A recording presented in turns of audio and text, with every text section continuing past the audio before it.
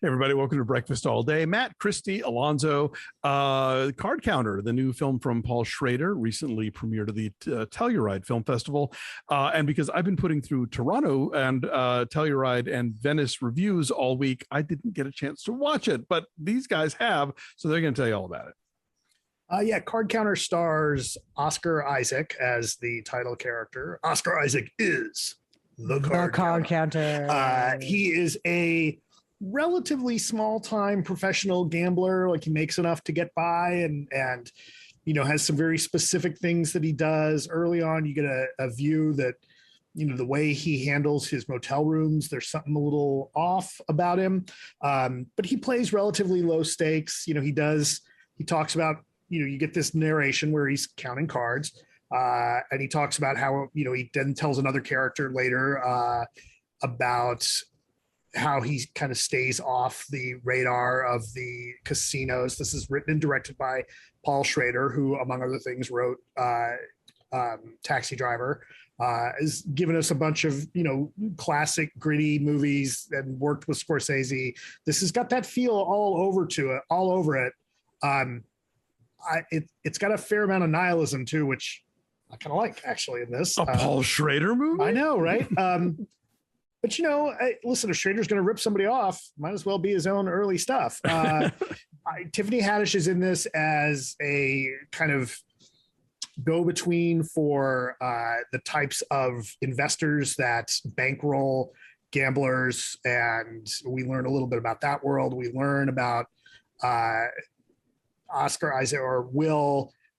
We learn a little bit about how he kind of views gambling, and you get some of the inside baseball talk about it. I felt as I was watching this that, this is a movie that Ben would probably enjoy watching. I was wondering what Ben thought of it. Yeah.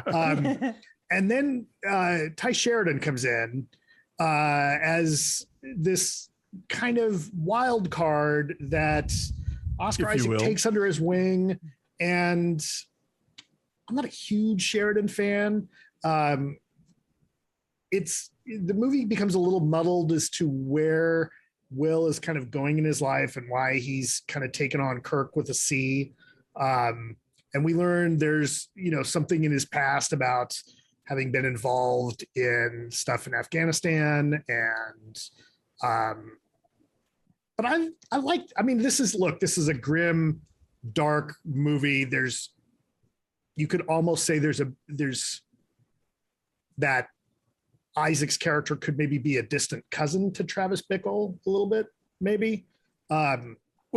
Schrader, when I did a tribute to him at a film festival back in the 90s, and he asked us to show what he referred to at the time as his night trilogy.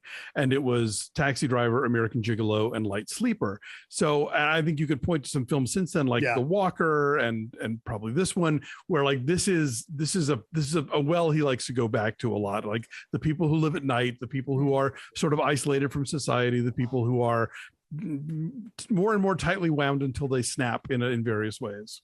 Well, also First Reformed. I mean, this is a lot of First Reformed in it. And if he comes back to the same kind of character, and they look alike too, like the hair is slicked back in the same way, and they dress all in black. And Oscar Isaac's character, Will, writes in a journal and narrates everything that he's thinking. And he lives this very regimented, austere life. And he has his own code, and the casinos he goes to, this is not a Steven Soderbergh Ocean's movie. These are not sexy, splashy casinos. These are depressing places. And he doesn't even go to win that much money. He's just sort of doing it because he learned how to count cards while he was in prison. And, he's just sort of go there to escape himself. But it's not even depressing the way, it's more just I think we've seen more depression around Vegas and some other casinos. It's more just this is where I work. They all look like airports based on the clips I've seen. Just, very corporate. And the score, too, adds to the feeling of a bland kind of droning. The lead singer from Black Rebel Motorcycle Club does a whole bunch of original songs for this. And there's like a drone, like a hum that hangs over it, like the fluorescent lighting above him. And it's sort of numbing. I really, really wanted to like this. I love Oscar Isaac and everything. He and Tiffany Haddish have a very uncomfortable chemistry. she feels like she's coming out of a whole different movie. He is very austere and very reined in, and she's not like the wild girls trip Tiffany Haddish, but she can't help but be like a bit more of a spark plug here. And they never mesh in the way that the movie wants us to believe that they do. She feels really miscast and really out of place. So wait, when you say they have an uncomfortable chemistry, do you mean they don't have chemistry? Yes, I mean they don't have chemistry. I mean that that we're meant to believe that they are really hitting it off, and that there's something, potentially really, important going on between them. And I never felt it. It just didn't seem, it wasn't there for me. The scenes with Ty Sheridan are kind of intriguing, but again, it's like he's scratching this itch again.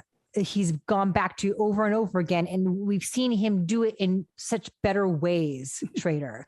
And because there's a movie called First Reformed that came out just before this, which was excellent and like one of his best, it's hard to look at this and go like, that's as good. No, it is not. He's playing the hits without Lindsey Buckingham. Yeah. There's a lot I liked in this, though. I actually liked this. There's this weird distance that I think actually really works between Haddish and Isaac, in that they're both so obviously, it's almost like they're playing, like every conversation, it's as if they're at the poker table. Like neither of them wants to really give in to what they're really thinking about and really feeling until much later in the movie. And I liked that. I thought that worked because it makes it more kind of off-putting. It's there's a weird like stoic vibe to this movie in some places that I just kind of dug. It mostly worked for me. I like the gambling scenes. That stuff all works well. There is a fair amount. Part of why I think Ben would like this is that it's a movie about a guy who's good at his job that does it well. And you get to see that. But he doesn't enjoy his job. How would you compare this to California Split, which is also about sort of like the less glamorous side of gambling? Those characters are more intriguing. Yeah, they're more complex. And I think California Split shows more chaos than this shows. Like this is very much where he, when we learn about his past and why he's connected to Willem Dafoe, and what that went, and some of the choices about showing that past mostly worked for me. I think this could be a more exciting movie, absolutely, and capture a kind of a tension that this one doesn't quite get until probably too late. But for the most part, I think part of it is just that it's Oscar Isaac and Tiffany Haddish. But the best scene I would say is between him and Ty Sheridan, and it takes place later on in the film. That's the best scene in the whole movie. That was a great scene. Yes. Because you get to see more of the thing that's been bubbling inside of him that he's been tamping down. You begin to see glimmers of that, and that's exciting to finally begin to recognize, okay, here's what he's been reckoning with all of these years. But it maybe comes too late. Anyway, I'm saying 6. Yeah, I'm not that far above you. I'll give it a 7. Okay. Our number is 6.5. The Card Counter, like our other movies, our previous movies we've talked about so far, is playing in theaters. Yes, Focus Features. It should be whatever that Universal deal is for whatever that window 17 ends. days, I think. Really? That's it? Oh, okay, I thought it was longer. All right, great. So anyway, be on the lookout for it streaming soon enough if you aren't in a place where you feel like you should be going to the theater. So thanks for watching, you guys. Like this video, subscribe to our YouTube channel, follow us at BeFastAllDay on Twitter, Instagram, and Facebook, and check out our Patreon page at patreon.com/BeFastAllDay. Lots of fun exclusive stuff for our subscribers, including our TV recaps. Right now we're talking about Apple TV's Ted Lasso, but lots of other neat things around the corner. So be there to check that out. We'll catch you guys next time. Bye.